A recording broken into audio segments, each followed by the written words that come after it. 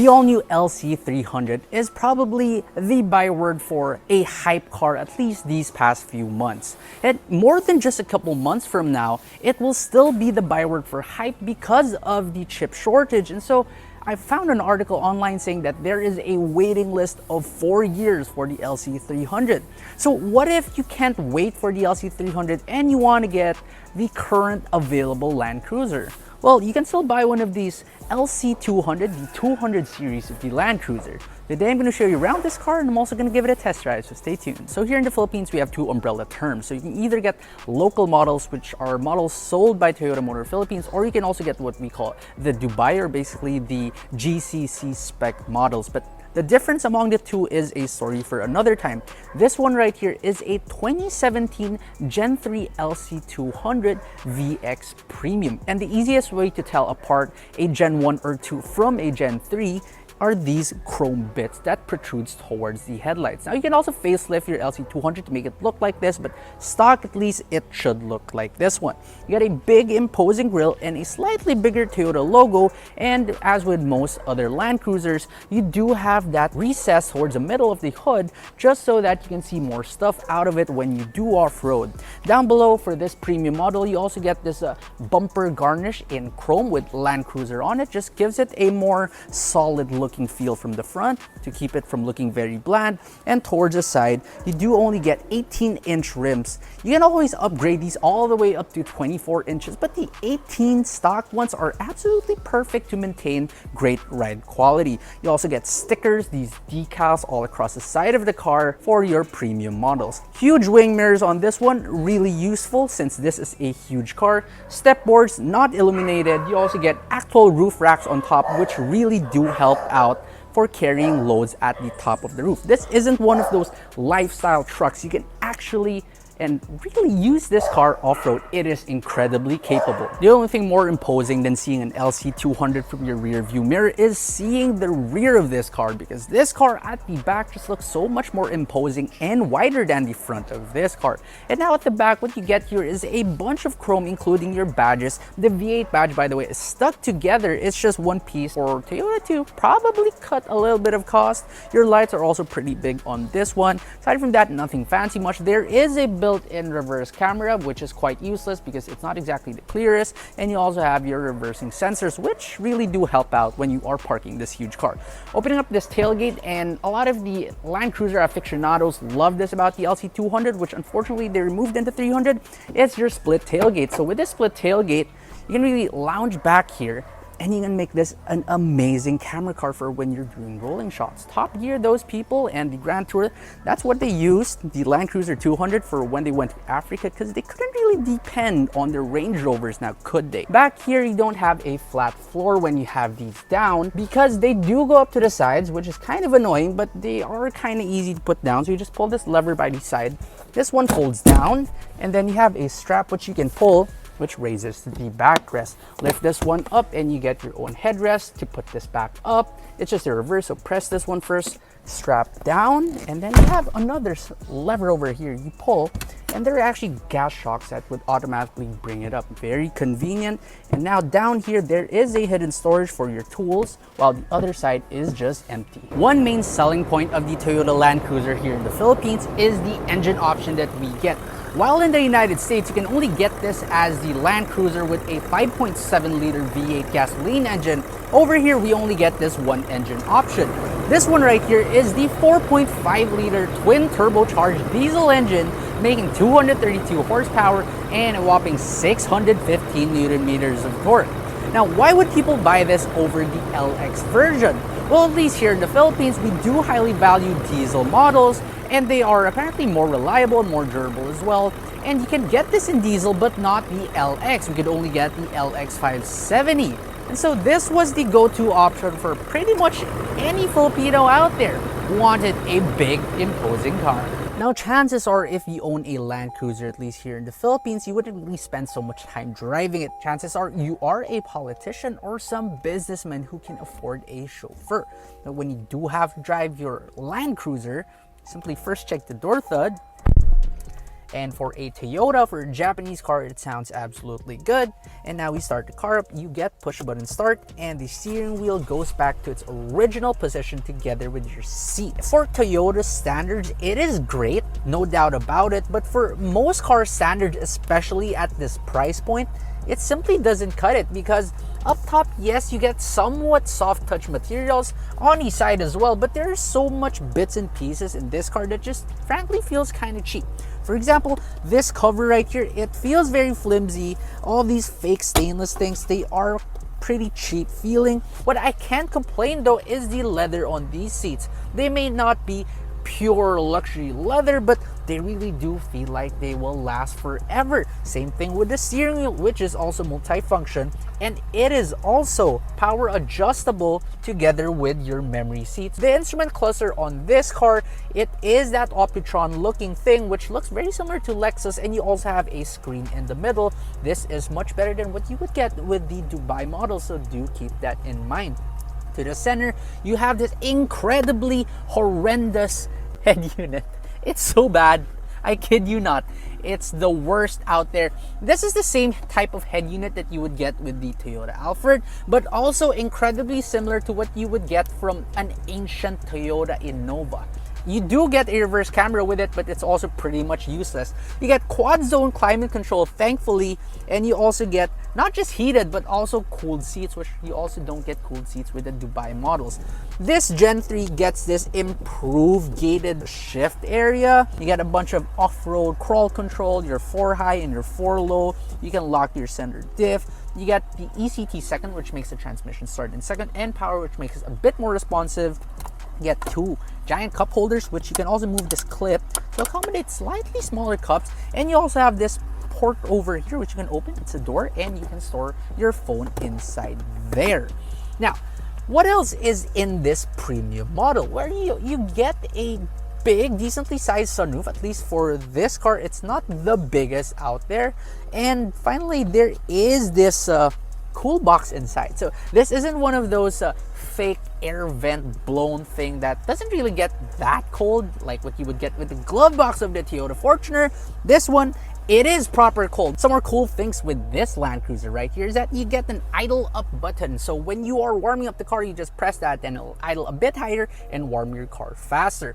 And then up top, there's also this regular sun visor with a mirror, but you can move it towards the side, push it towards the back, and then you get another sun visor right here. To the left of the steering wheel is another interesting panel. So there is the headlamp washer, nothing fancy, but there is the RSCA off button. What exactly is this button? So RSCA means roll sensing curtain airbags. If it detects that your vehicle is about to roll, if it's past a particular angle, it'll deploy the curtain airbags. However, we do know that a lot of Arab kids would take these on the big roads of the Middle East and do wheelies with the Land Cruiser.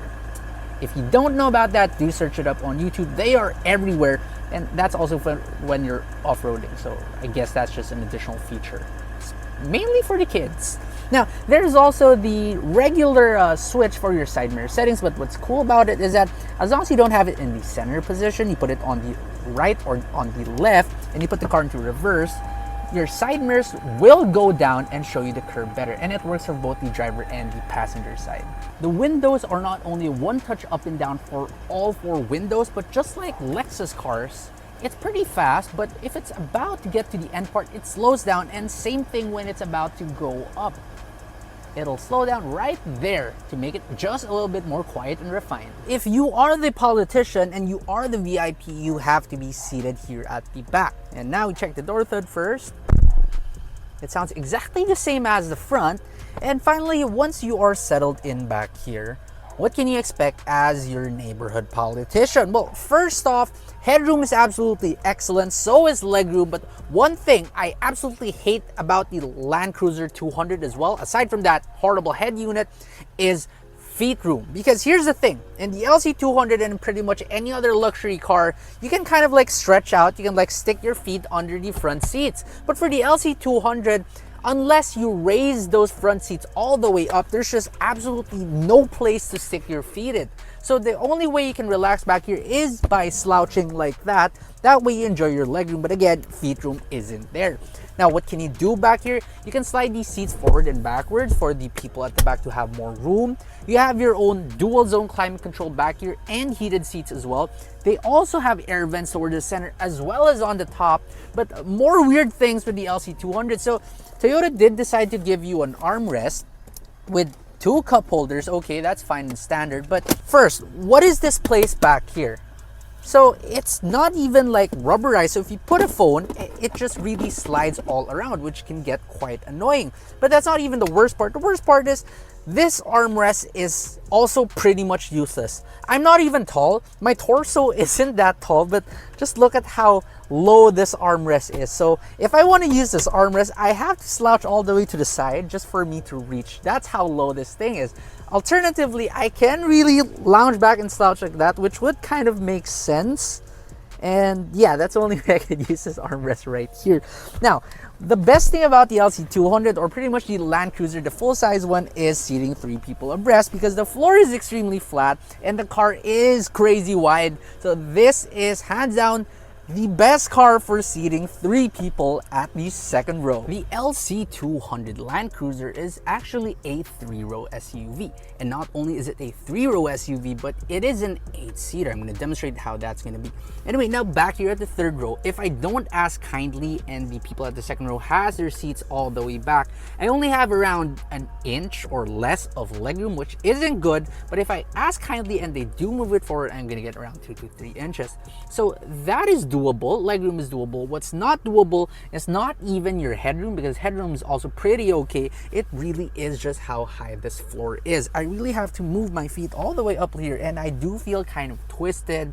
And aside from that, what also is pretty odd here is that, remember how I said this is an 8-seater? So apparently you're supposed to seat 3 people here at the third row. And now the question is, what about the guy in the middle seat? Won't he get like whiplash injuries in a crash because he doesn't have his own headrest? Well, actually he does. There is a hole for your headrest back here, but the question is, where is it? Well, Toyota thought of that. They put it behind the backrest of the driver's side third row seat. So there is just this zipper which you unzip, and inside is your hidden middle third row headrest. And you just install that by just jamming it into these 2 holes in the middle. For your toys back here, you do get your own air vents, and you also get 2 tiny cup holders on either side. So now we drive the last V8 Land Cruiser in probably forever, the Land Cruiser 200 series. First and foremost, you do get an incredibly commanding position of the road ahead of you. You see pretty much everything out of it. Then around you get pretty big windows as well, so visibility is not really hampered. This car is actually rather manageable despite its size. If there is one issue that you will be facing with this one, is that it is quite wide. So if you are driving this in rather tighter streets, you'll have to struggle just a little bit, but not to worry because you can easily fold your side mirrors electrically. Now, the main difference of this car with its successor, the LC300, at least here for the seats, well, the seats, they are a bit wider, so the cabin does feel a little bit more spacious, and it will fit people with the larger builds a little bit better than the LC300. However, the drawback to that is that the seats are just slightly less supportive all around you. It doesn't really hug you that much. If you are going for extremely long journeys, the LC300 would be a little bit more comfortable, and it won't put as much strain on your body as this one right here. You would expect a huge SUV to ride pretty bad because, well, they are off-road oriented, but contrary to popular belief, actually off-road oriented vehicles tend to ride a little bit better because they do get a little bit floaty. So yes, handling is pretty much non-existent in this car, especially given the size and heft of this thing. But if you do go over those pretty bad roads that we have here in Manila, you can almost not feel them. I mean, sure, you're gonna get like thrown around a little bit because of just how floaty it is, but it just will not jolt you in any way. It's just, it's comfortable. I like it. Next up is steering feel. Whereas in the LC300, it uses an electric actuator that turns your hydraulic motor, this is your classic hydraulic power steering all the way. And does it have heft? Yes. Can you feel the road under you? Not really. It is pretty vague, but is it like heavy in like a Fortuner sense or a Hilux sense, not at all. This one is just quite relaxing to hold. It's quite relaxing to turn. Again, it is not as light as the LC300, but pretty much, you know, for what it is, it's actually not bad given the size of this car. So this V8 engine right here is probably what a lot of people would say to be the deal breaker, or rather the deal maker for the LC200 compared to its successor, because it is the last true dependable unstressed engine and all that, especially its gas variant, which is naturally aspirated. And yes, I do understand their sentiments. Yes, it might, or it probably would last longer. It'll be more reliable, a little bit more durable in the long term. And it is a little bit smoother than the V6 counterpart, just because probably it has more cylinders in it. It's not as fast as the V6 and the 300, but is it enough if you don't compare it to the 300? Absolutely so. It is more than enough, and when you do hustle it, it produces a really great sound that the V6 engine doesn't produce. One drawback of this V8 engine would be its abysmal fuel economy figures. So in the city, I'm doing around 4.5 kilometers per liter in pretty bad traffic. However, when the traffic does clear up just a little bit, it easily goes up to around 7.6 kilometers per liter.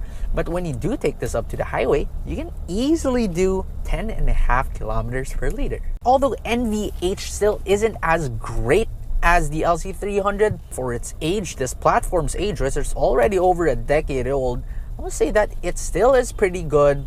Not only does it track well on the highway, it feels very reassuring, it feels very stable, but the noise that permeates into the cabin, aside from tire noise, which could be a little bit audible, wind noise is actually pretty well subdued.